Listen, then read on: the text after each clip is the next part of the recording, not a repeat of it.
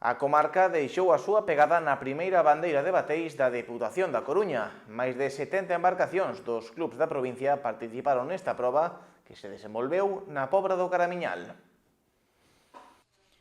O sábado púxose o punto final ás regatas de bateis coa disputa na Pobra da primeira bandeira desta modalidade impulsada pola Deputación da Coruña. Preto de 70 embarcacións dos clubs da provincia asistiron a esta competición na que o ente provincial repartiu 11.700 euros en premios, as bandeiras aos vencedores e as medallas aos 3 primeiros de cada categoría. E unha vez máis, os equipos da comarca deixaron a súa pegada en forma de triunfos, segundos e terceiros postos. No alevín femenino, todos os finalistas eran do Barbanza. En esta ocasión, o Náutico de Ribeira impúxose nunha regata igualada ao Cabo da Cruz, segundo, e pechou o podio o Club Remo Rianxo. No alevín masculino, o Puebla non deixou escapar o triunfo. O Náutico de Ribeira e os crucenses remataron segundos e terceiros respectivamente. Cabo da Cruz conquistou o infantil femenino por diante ao Náutico de Boiro e do Club Remo Puebla, mentres que no apartado masculino a vitoria quedou na casa. Cabana Ferrol firmou o segundo posto e Cabo da Cruz pechou o podio. O Náutico de Boiro conquistou o primeiro posto no caete feminino logo dunha dura disputa cos pobrenses e Cabana Ferrol rematou terceiro. E no caete masculino, Puebla foi a mellor embarcación ao rematar un segundo por diante dos crucenses e completou o podio o Náutico de Ribeira. Na xuvenil femenina impúxose Rianxo con Cabo da Cruz segunda e Esteira na terceira, mentres que no masculino os crucenses triunfaron por diante do equipo local e Urme. Xa na sub-23 feminina a vitoria foise para Rianxo, Cabana Ferrol rematou segunda e Náutico de Ribeira quedou terceira.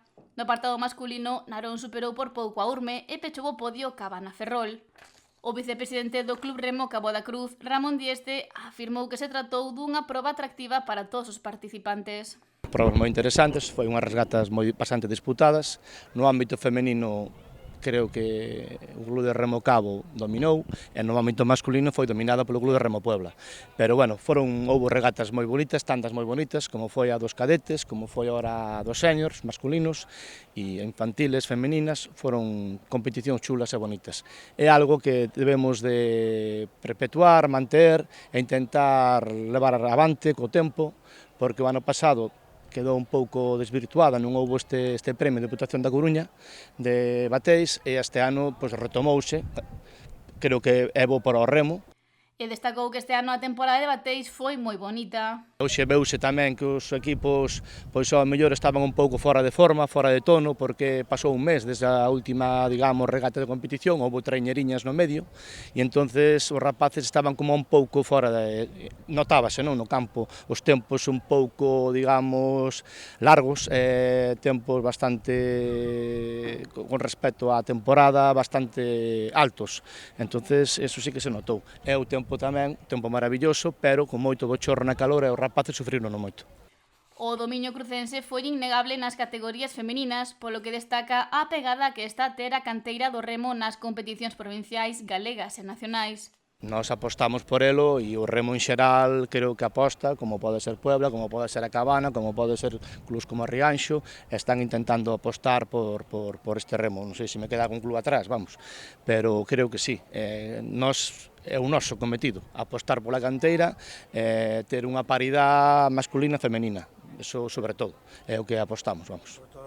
Xa que tamén nutrirá no futuro os primeiros equipos de traíñas. No momento que destaca alguén, pois xa non lo levan, entonces temos que buscar canteira.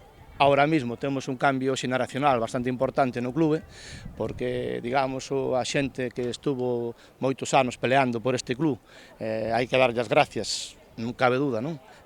Sempre.